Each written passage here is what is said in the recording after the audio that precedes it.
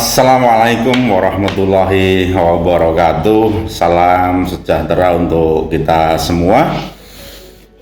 Semoga kita selalu diberi nikmat sehat, nikmat yang luar biasa sehingga kita bisa menjalankan aktivitas kita dengan baik.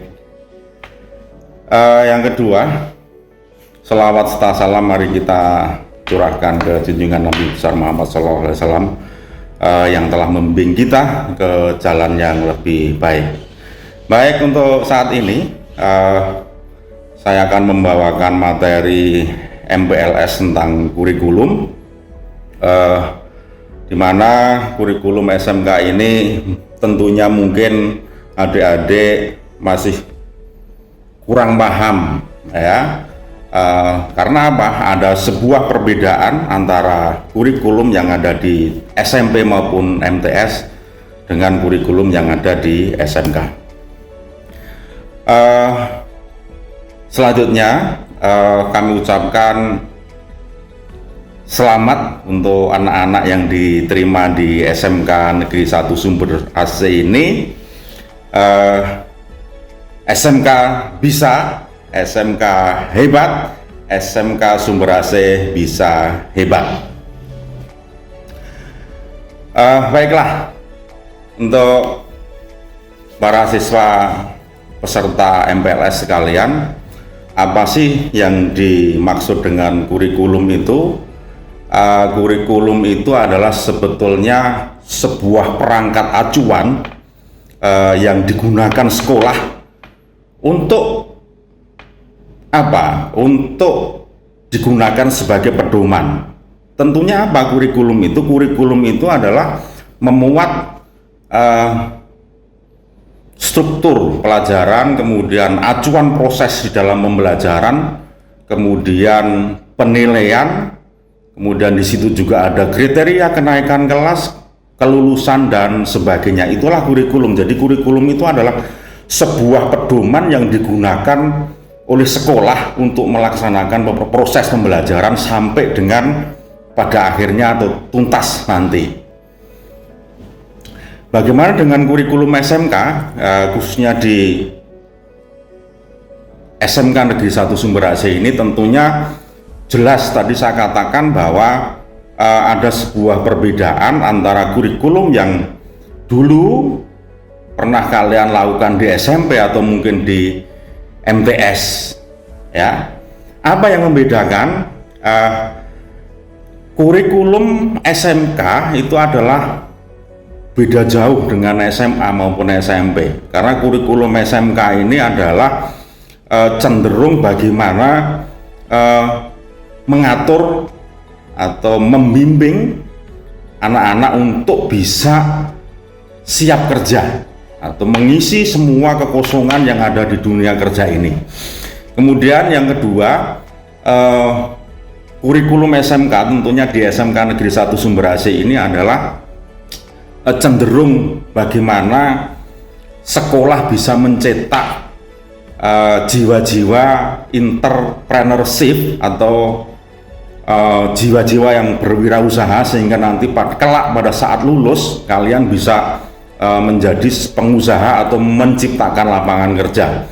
Kemudian juga kurikulum di SMK Negeri 1 Sumber AC ini adalah memberikan bekal kepada peserta didik, terutama adalah tentang sikap ya, sikap yang tangguh, bagaimana nanti kalian menghadapi hal-hal yang ada di dunia kerja, gigih, kemudian punya kompetensi, mampu bersaing dan sebagainya. Kemudian juga membekali, selain kalian bisa di dunia kerja nanti bisa merebut pangsa pasar di dunia kerja, kalian juga bisa melanjutkan di perguruan tinggi, tentunya seperti itu.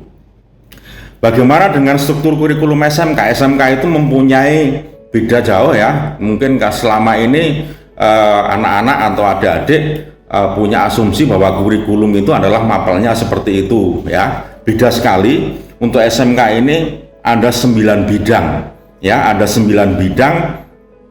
Yang pertama adalah seni dan kreatif ya, seni industri dan kreatif lah. Seni industri dan kreatif, bidang seni, industri dan kreatif ini meliputi golongannya seni tari, kemudian karawitan dan sebagainya. Ini pokoknya yang seni-seni ini adalah tergolong di bidang seni industri dan kreatif. Kemudian yang kedua ada agribisnis dan agroteknologi. Ini contohnya di bidang pertanian, peternakan dan sebagainya. Kemudian yang ketiga ada kesehatan dan sosial. Ini contohnya adalah di keperawatan, kemudian kimia dan farmasi dan sebagainya. Yang ketiga ada pariwisata.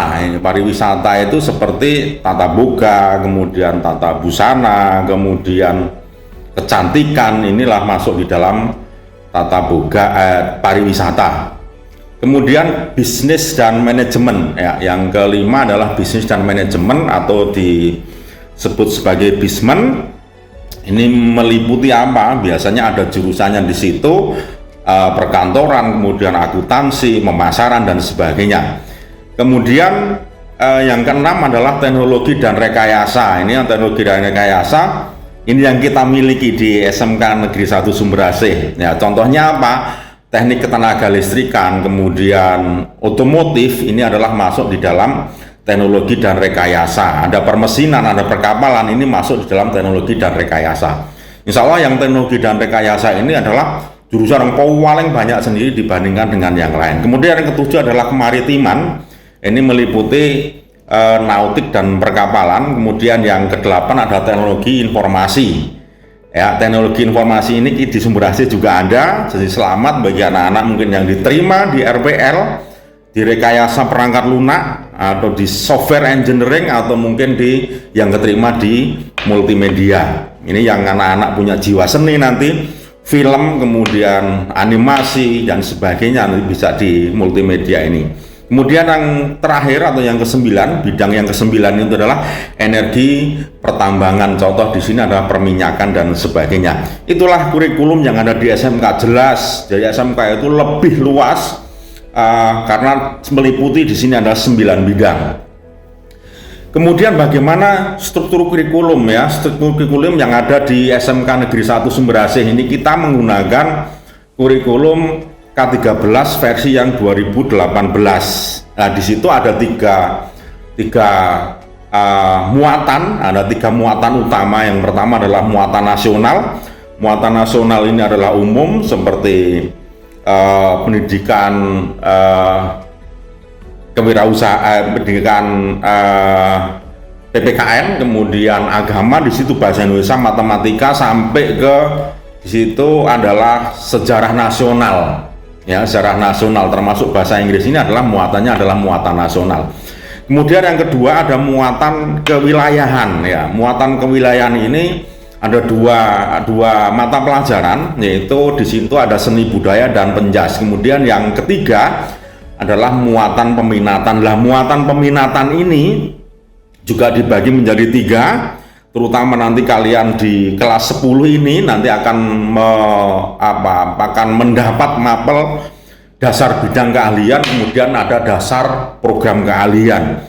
Yang dasar bidang keahlian yaitu contohnya seperti kimia, fisika, kemudian simulasi digital, ini juga diajarkan di SMK, tetapi porsi ini adalah sedikit, hanya pada kelas 10 saja pada semester 1 dan semester 2. Kemudian dasar program keahlian ini juga hanya ada di kelas 10 semester 1 dan semester 2. Lah, dasar program keahlian ini apa? Maka setiap jurusan akan beda. Contoh misalkan yang TITL atau teknik tenaga listrik, di situ ada gambar listrik, kemudian dasar listrik, listrik dan elektronika, kemudian dan lain-lain, ada sekitar 4. Kemudian contoh misteri yang otomotif adalah dasar otomotif, gambar otomotif, kemudian yang multimedia maupun rekayasa perangkat lunak, di situ ada dasar desain grafis, kemudian dasar pemrograman dan sebagainya. Ini adalah masuk dalam kelompok dasar program keahlian. Kemudian yang ketiga, gongnya di struktur kurikulum di SMK itu adalah kompetensi keahlian atau C3 di sini ya. Porsinya tentunya jauh lebih banyak dibandingkan dengan mata pelajaran baik itu muatan nasional maupun muatan kewilayahan. Jadi perbandingannya sekitar 60-40%. Lah, di dalam kompetensi keahlian ini tentunya setiap jurusan nanti akan beda-beda ya, nggak usah kaget nanti jumlah jamnya pun juga besar-besar ya. Ada yang satu mata pelajaran itu per minggunya ada yang 13 jam, ada yang 12 jam, ada yang 8 jam. Jadi sangat beda sekali dengan mata pelajaran yang ada di SMP, MTS maupun di SMA. Ini yang kompetensi kalian. Karena apa? Di dalam struktur kurikulum ini 60%-nya adalah pada mata pelajaran peminatan, yaitu pada kompetensi keahlian. Berikutnya bagaimana proses pembelajarannya untuk di SMK Negeri 1 Sumber AC ini. Per minggunya kita menggunakan 48 jam per minggu ya, 8 jam per minggu.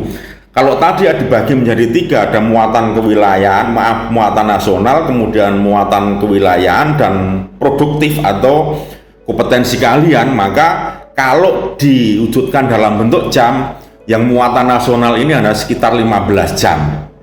Dari 48 hanya 15 jam. Kemudian yang muatan kewilayahan dari 48 jam hanya 2 jam. Sisanya bagaimana? Sisanya adalah 33 jam, itu adalah jam mata pelajaran yang produktif atau yang berkaitan dengan kompetensi keahlian. Saya kira itu yang lebih penting. Jadi tidak usah kaget nanti kalau di SMK ternyata banyak jam-jam yang di produktif, mapel-mapel produktif adalah sangat besar sekali.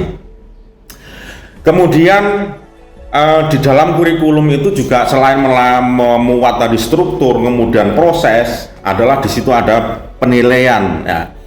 Penilaian di SMK Negeri 1 Sumber AC ada 3 aspek, yaitu penilaian sikap. Ini sikap ini yang paling utama, kemudian penilaian pengetahuan dan keterampilan ya. Ada 3, yaitu sikap, pengetahuan dan keterampilan.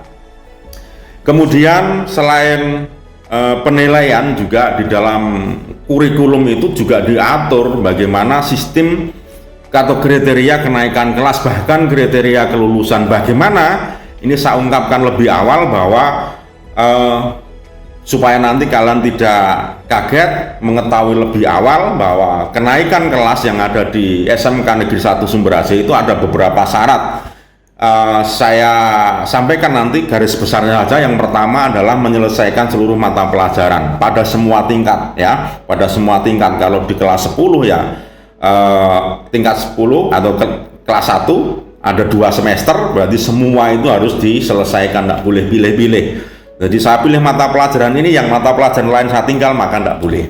Kemudian yang kedua, mempunyai nilai pada program peminatan atau produktif ini harus 100%. Jadi KKM-nya misalkan dipatok 80, maka semua mata pelajaran produktif ini harapannya adalah minimal adalah KKM. Jadi 100% harus lulus. Kemudian kehadiran kumulatif ini yang sangat penting. Jadi saya ulang, kehadiran kumulatif ini diusahakan lebih dari 95%. Jadi kalau dihitung nanti masuk tatap muka normal, maka 95%-nya itu lebihnya bagaimana? Maka boleh ada 5% yang tidak masuk. Nah, 5% ini kalau dihitung-hitung maka dalam 1 tahun hanya diperbolehkan sekitar 10-12 kali tidak masuk ya. Kemudian yang lebih utama pada kenaikan kelas ini juga adalah memiliki sikap yang baik. Nah, saya ulang, memiliki nilai sikap minimal baik.